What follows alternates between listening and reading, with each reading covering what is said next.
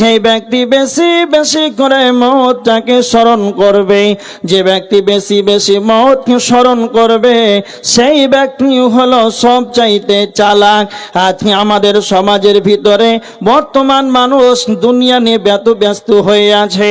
এদের সলাতের খবর নাই, এদের ইবাদতের কোনো খবর নাই। তো নবীজি বলছেন চালাক ওই ব্যক্তি যে দুনিয়াতে বেঁচে থাকাকালীন পরকালের জন্য আমলগুলোকে সে রেডি করে নেবে, আমলগুলো পরকালের জন্য সে পাঠিয়ে দিবে, অগ্রিম পাঠিয়ে দিবে। এই ব্যক্তি হলো সবচাইতে চালাক। আর আজকে বর্তমান মানুষ দুনিয়াকে বেশি বেশি করে আঁকড়ে ধরেছে। আল্লাহ রাব্বুল আলামিন বলেছেন সূরা আলা 16-17 নম্বর আয়াতের ভিতরে আল্লাহ বলেছেন বাল তুসিরুনাল হায়াতাদ দুনিয়া ওয়াল আখিরাতু খায়রুন ওয়া আবকা। আল্লাহ বলছেন আমি তোমাদেরকে যে পৃথিবীতে পরীক্ষা স্বরূপ পাঠালাম, তবে কেন তোমরা পৃথিবীতে গিয়ে বেশি বেশি করে দুনিয়াটাকে অগ্রাধিকার দাও, তারপরে যেন পৃথিবীকে যেন তোমরা আঁকড়ে ধরো, পৃথিবীকে যেন তোমরা বেশি অগ্রাধিকার দিয়ে থাকো। তোমরা কি জানো না ওয়াল আখিরাতু খায়রুন ওয়া আবকা, আখিরাতটা হলো চিরস্থায়ী আর দুনিয়াটা হলো ক্ষণস্থায়ী। এবার দেখেন আমার আল্লাহ কি বলছেন, যারা দুনিয়া চাইবে আল্লাহ সুবহানাহু ওয়া তাআলা সূরা বাকারার 200 আয়াত আল্লাহ সুবহানাহু ওয়া তাআলা বলেছে, সূরা বাকারার 200 নম্বর আয়াত আল্লাহ বলেছেন রব্বানা আতিনা ফিদ দুনিয়া ওয়া মা লাহু ফিল আখিরাতি মিন খালাক। এমন ব্যক্তি আছে যারা দুনিয়া চাইবে, বাড়ি গাড়ি চাইবে, টাকা পয়সা চাইবে, সম্পদ চাইবে, যারা এক কথায় দুনিয়া নিয়ে পাগলা হয়ে থাকবে, যারা দুনিয়াকে বেশি অগ্রাধিকার দেবে, যারা দুনিয়া চাইবে, তো আমার আল্লাহ বলেছেন ওয়া মা লাহু ফিল আখিরাতি মিন খালাক, তাদের পরকালে তাদের কোনো অংশ থাকবে না। আর যারা চালাক হবে, যারা ঈমানদার হবে, যারা চালাক হবে, তারা বলবে রব্বানা আতিনা ফিদ দুনিয়া হাসানাতাও ওয়া ফিল আখিরাতি হাসানা ওয়া কিনা আযাবান নার। সব চাইতে যারা চালাক হবে তারা আল্লাহকে বলবে রব্বানা, হে আমাদের রব, আতিনা ফিদ দুনিয়া হাসানা, আল্লাহ আমাদেরকে দুনিয়াতে কল্যাণ দান করেন, ওয়া ফিল আখিরাতে, এবং আখিরাতে আপনি আমাদেরকে কল্যাণ দান করেন। সব চাইতে যেটা বড় কল্যাণ হলো আপনার কাছে আমরা কামনা করি হে আমাদের রব, আমরা সেটা 1 নাম্বার সব চাইতে বড় যেটা আপনার কাছে চাই সেটাই হলো ওয়াকিনা আযাবান নার, হে আমাদের রব আমার জন্য জাহান্নামের আগুনকে রক্ষা করো। তার মানে যারা চালাক হবে তারা বলবে হে আমাদের রব আপনি আমাদেরকে দুনিয়াতে কল্যাণ দান করেন এবং আখিরাতে কল্যাণ দান করেন, আর ওয়াকিনা আযাবান নার, এবং আপনি আমাদেরকে জাহান্নামের আগুন হতে নিষ্কৃতি দান করেন। পয়েন্ট এবার দেখেন, আল্লাহ বলছেন যে আমি তোমাদেরকে পরীক্ষার জন্য পাঠালাম, তবে তো তোমরা দুনিয়াটাকে বেশি অগ্রাধিকার দিলে, এটা তো ক্ষণস্থায়ী। ওয়াল আখিরাতু খায়রুন ওয়া আবকা, পরকালটা হয় স্থায়ী, তবে তোমরা পরকাল বলে তোমরা টেনশন করো না, একবার চিন্তা ভাবনা করো না যে পরকাল যে তোমাদের স্থায়ী জায়গায় ব্যাপারে টেনশন নাই। আর যারাই দুনিয়াকে বেশি অগ্রাধিকার দিবে, যারা দুনিয়া চাইবে, তো আমার আল্লাহ বলছেন সূরা বাকারা 200 নম্বর আয়াত যে ওয়ামা লাহু ফিল আখিরাতি মিন খালাক, তাদের জন্য পরকালে কোনো অংশ থাকবে না। থাকবে কি? এবার দেখেন আল্লাহ সূরা নাসিয়াতের 38-39 নম্বর আয়াতের ভিতর আল্লাহ বলেছেন ওয়া আসারাল হায়াতাদ দুনিয়া, যারা বেশি বেশি করে দুনিয়াকে অগ্রাধিকার দেবে, সকাল থেকে সন্ধ্যা, সন্ধ্যা থেকে সকাল, এরা সারাটা জীবন 60-70-80 বছরের জীবনটাকে এরা দুনিয়া নিয়ে পড়ে আছে। এরা ইবাদতের কোনো খবর নাই, সলাতের কোনো খবর নাই। তোমরা ভেবে নাও যারা দুনিয়াকে বেশি বেশি করে অগ্রাধিকার দেবে তাদের ঠিকানা হবে হবে ফাইন্নাল জাহিমা হিয়াল মাওয়া, তাদের ঠিকানা হবে জাহান্নাম।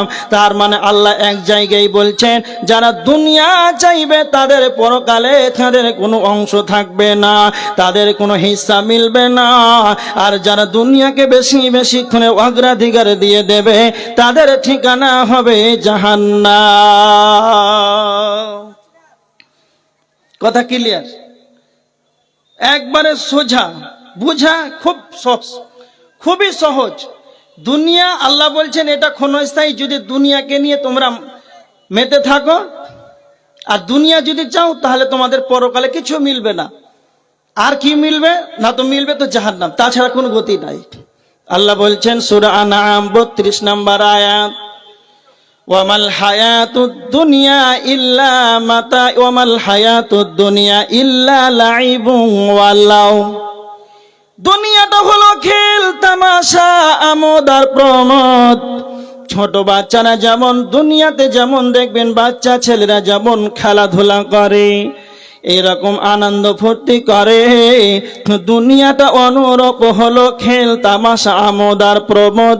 কিন্তু আমার আল্লাহ বলছেন তোমরা জানো ওয়াল আখিরাতু খায়রুল লিল্লাযিনা ইয়াত্তাকুন, যারা ঈমানদার হবে, যারা খোদাভীরু হবে, যারা আল্লাহভীরু হবে তাদের জন্যই হবে পরকালটা উত্তম।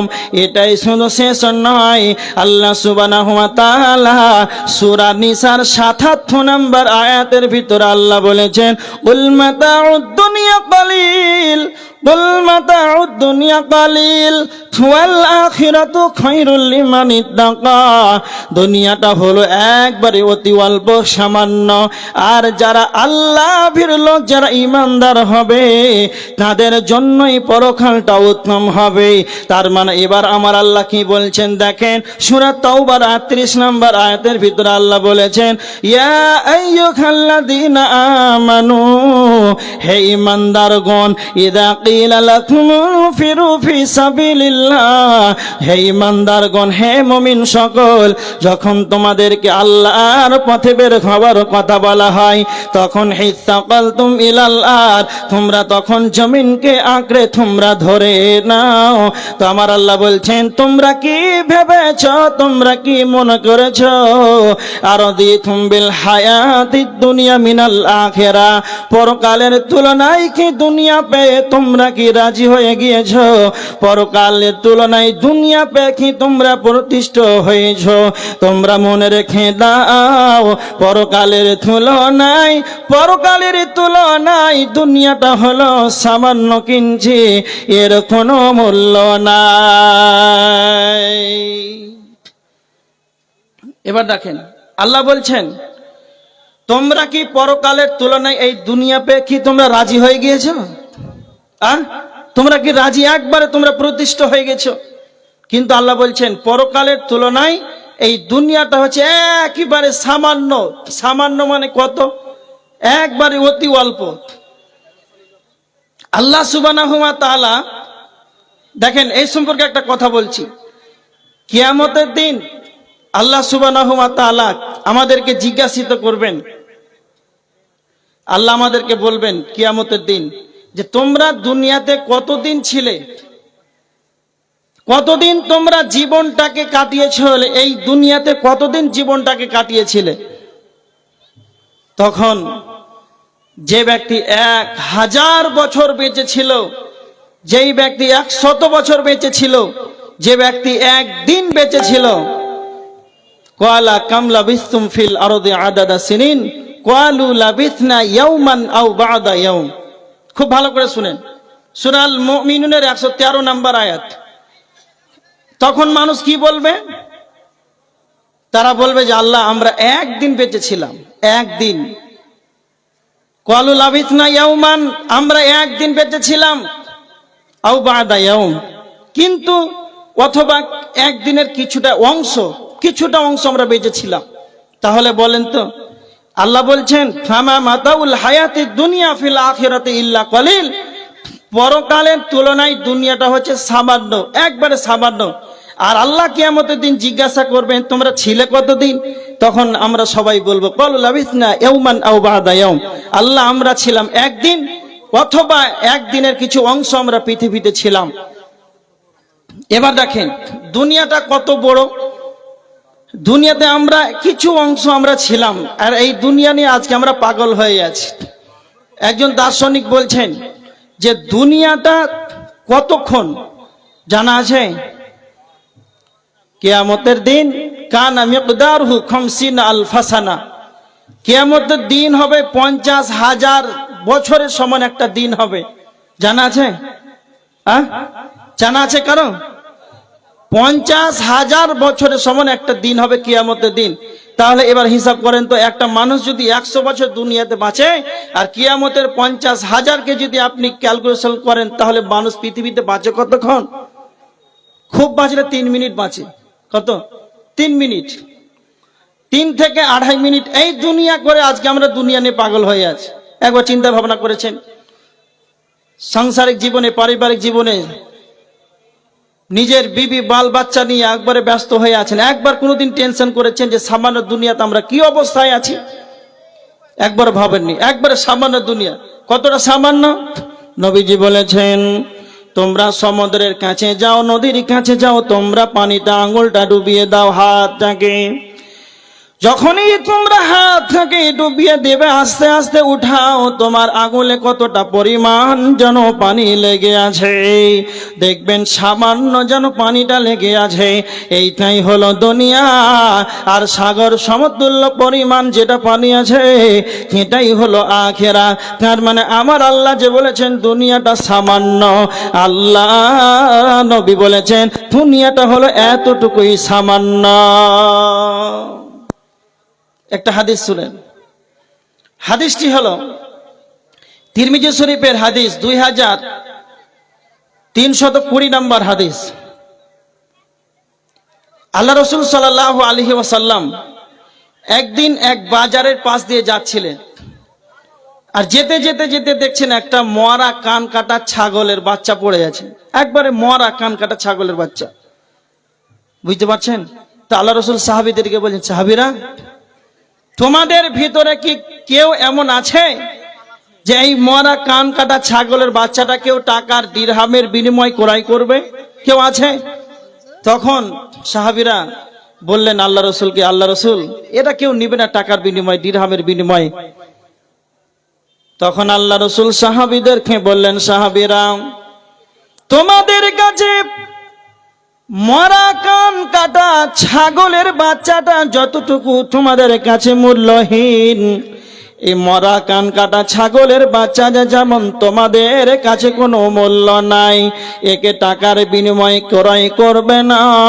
তো তোমরা মনে রেখে দাও, তোমাদের কাছে যতটুকু মরা কান কাটা ছাগলের বাচ্চাটা যতটুকু মূল্যহীন, তার চাইতে অনেক অনেক অনেক গুণে আল্লাহর কাছে দুনিয়াটা হলো মূল্যহীন। তার মানে আল্লাহর কাছে দুনিয়ার কোনো মূল্য নাই। সাহাল ইবনে সাদ রাদিয়াল্লাহু তাআলা আনহু তিনি বর্ণনা করেছেন, আল্লাহর নবী বলেছেন দুনিয়াটা আল্লাহর কাছে এটা কতটুকু সমতুল্য আল্লাহর কাছে দাম রয়েছে। তো নবীজি বলেছেন একটা মাছির পাখার সমতুল্য যদি দাম হতো, একটা মাছির পাখার সমতুল্য যদি দাম হতো, তাহলে জানে কাফেররা পানি পান করতে পেত না। আল্লাহ কাফেরদেরকে পানি পান করতে দিতেন না। কারণটা হলো আল্লাহর কাছে দুনিয়ার কোন মূল্য নাই।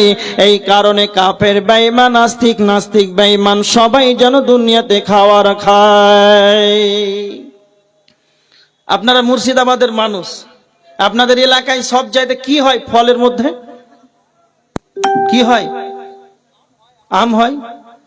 এবার দেখেন আল্লাহ রাসূল সাল্লাল্লাহু আলাইহি ওয়াসাল্লাম বলেছেন যে আল্লাহর কাছে দুনিয়াটার মূল্য কত না, তো একটা মাছের পাখার সমতুল্য দাম নাই। যদি দাম হতো তাহলে তো কাফেররা পানি পান করতে পেত না। তা নাই বলেই পাই। উদাহরণ দিচ্ছি, দেখেন আপনাদের এলাকায়, বহরমপুর এলাকায় এত আম হয়েছে, এই আমের কারণে এত আম ধরেছে যে কেউ 8 আনা পয়সা কিলো ক্রয় করে না। মানে কেউ ক্রয় করছে না, এত আম কেউ নিচ্ছে না।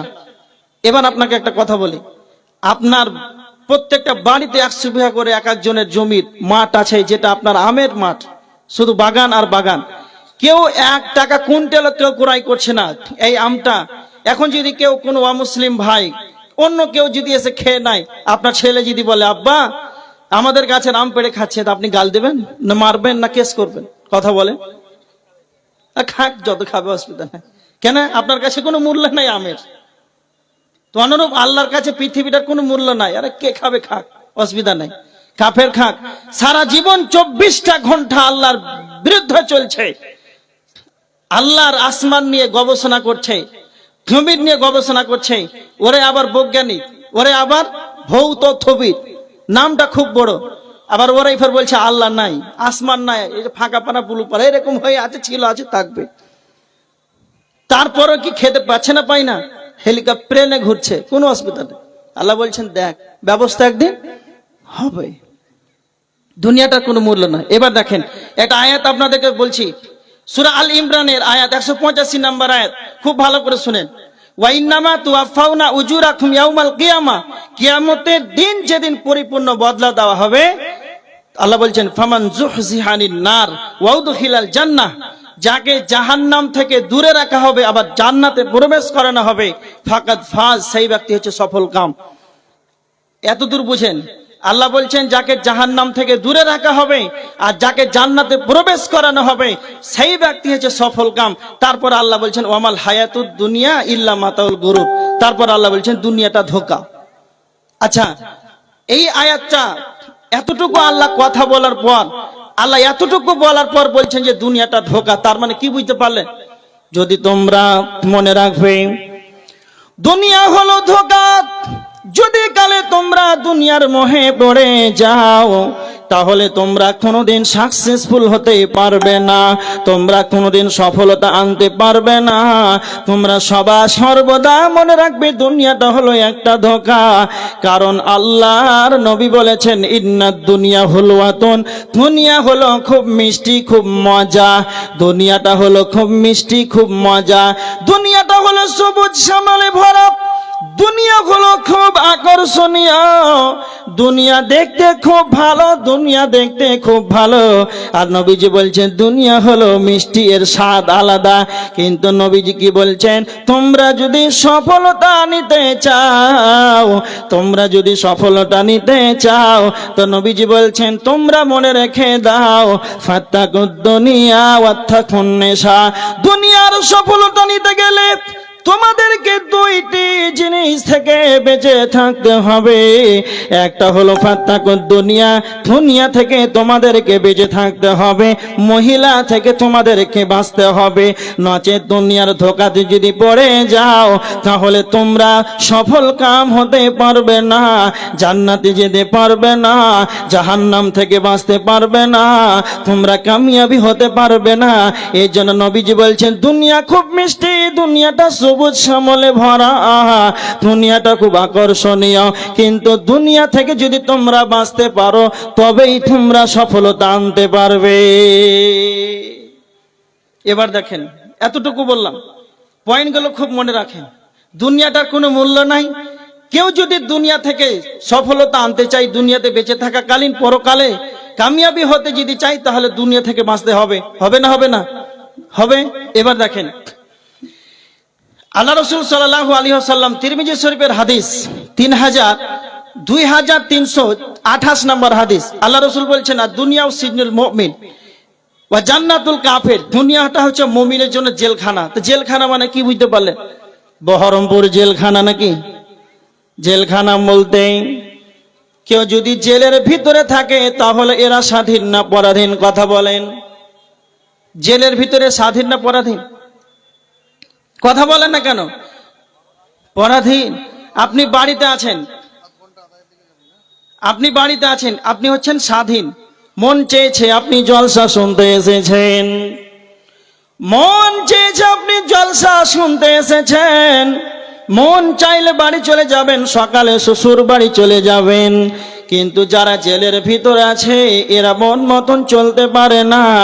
এরা আপনাদের গ্রামে কেউ যদি জেলে থাকে তার মনটা চেয়েছে আমি জলসাতে যাব, কিন্তু সে হলো পরাধীন আসতে পারে নাই। যারা ইমানদার হবে মুমিনের জন্য দুনিয়াটা জেলখানা, সে কোনোদিন স্বাধীন নয়, সে হলো পরাধীন। আল্লাহ হলেন তার মুমিনের মালিক। আল্লাহু ওয়ালিয়ুল্লাযীনা আমানু, মুমিনের মালিক হলেন আল্লাহ সুবহানাহু ওয়া তাআলা। আল্লাহর কোরআন যা বলবে ডানে যাবে তো ডানে যাবে, বামে যেতে বলবে তো বামে যাবে। তার মানে মুমিন কোনোদিন স্বাধীন হতে পারে না। এবার দেখেন মুমিন কোনোদিন স্বাধীন হতে পারে না। আপনাকে কিভাবে খেতে হবে, কতটা খেতে হবে, কতটা পরিমাণ খেতে হবে, সব কিছুর বিধি বিধান আল্লাহ তা দিয়েছেন, নবী তা বলেছেন। তার মানে দুনিয়াটা সফলতা কারা পেয়েছে? সাহাবীরা দুনিয়া থেকে সফলতা পেয়েছেন। নবীজি দুনিয়া থেকে সফলতা পেয়েছেন কেন? সাহাবীরা দুনিয়া থেকে বেঁচেছিলেন, এরা দুনিয়ার 5 পয়সা দাম দেয় নাই, দুনিয়াকে এরা লাত মেরেছে, পরকালটাকে তারা অগ্রাধিকার দিয়েছে। আজকে আমরা মুসলমান দুনিয়াকে আঁকড়ে ধরেছি আর পরকালের কোনো খবর নাই। সাহাবীরা কেমন করে দুনিয়া জীবন যাপন করেছে, আল্লাহ নবী কিভাবে জীবন যাপন করেছেন যে তারা সফলতা পেয়েছেন। একটা হাদিস শুনেন, হাদিসটি তিরমিজি শরীফের হাদিস 2360। ইবনে আব্বাস রাদিয়াল্লাহু তাআলা আনহু তিনি বলছেন যে আল্লাহ রাসূলের পরিবার কয়েক দিন যাবত কেটে যায়, কোনো খাবার ছিল না, কয়েক রাত কেটে যেত, কোনো খাবার ছিল না, তারা অনাহারে না খেয়ে খেয়ে কাটাতো। আর যদি খাবার ছিল তো শুকনো রুটি। কথা ভালো করে শুনেন, আল্লাহ নবীর বাড়িতে মাসকে মাস চুলহা জ্বলতো না, মাসকে মাস যেন খাবার রান্না হতো না। হযরত আয়েশা রাদিয়াল্লাহু তাআলা আনহার তার বোনের ছেলে আয়েশাকে জিজ্ঞাসা করেছেন, আপনাদের বাড়িতে মাসকে মাস যেন রান্না হচ্ছে না, আপনারা কি করে জীবন যাপন করছেন? তো হযরত আয়েশা রাদিয়াল্লাহু তাআলা আনহা তিনি বলেছিলেন,